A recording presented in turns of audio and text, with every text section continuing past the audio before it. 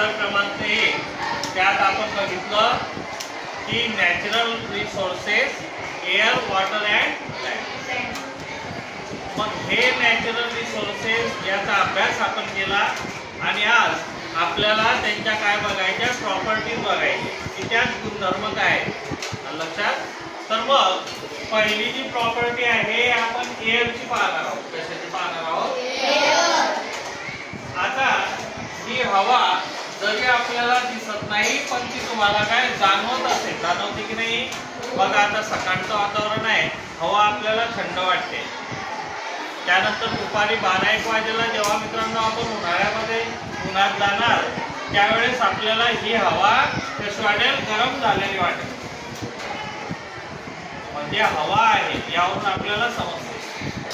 मग या हवेला वजन असेल का रे? या हवेला वस्तुमान असेल का? म्हणजे या एअरला मास आणि वेट या दोन गोष्टी आहेत का या आपण बघणार आहोत। तर मग हे बघण्यासाठी आपल्याला मित्रांनो काय की आपण एक ऍक्टिव्हिटी घेणार आहोत आणि त्या ऍक्टिव्हिटीद्वारे हे आपण सिद्ध करणार आहोत। बघा सायन्स शिकताना मित्रांनो काय का फक्त बोलून चालत नाही, तुम्हाला प्रूफ द्यावं लागते, तुम्हाला ती गोष्ट सिद्ध करावी लागते की ही गोष्ट खरं आहे। तर या हवेला वजन आहे का? या हवेला वस्तुमान आहे का? या हवेला वेट आणि मास आहे का? यावर आधारित चला आपण एक ऍक्टिव्हिटी करूया। तर चला आता आपण ही ऍक्टिव्हिटी सुरू करूया। या ऍक्टिव्हिटीसाठी सर्वात आधी तुम्हाला काय पाहिजे मित्रांनो? बलून पाहिजे।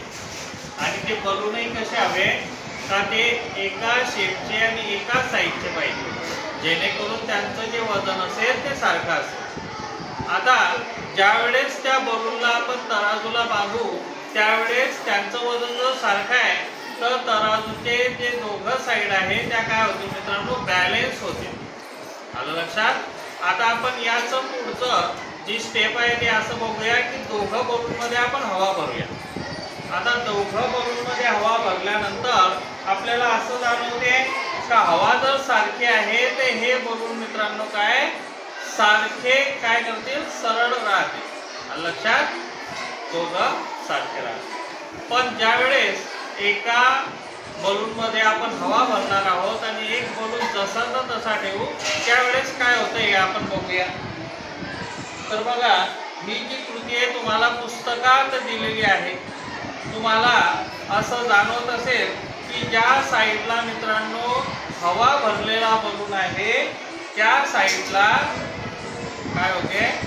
ते जे पारडं आहे किंवा ती जी साईड आहे ती कुठे जाते? खाली जाते।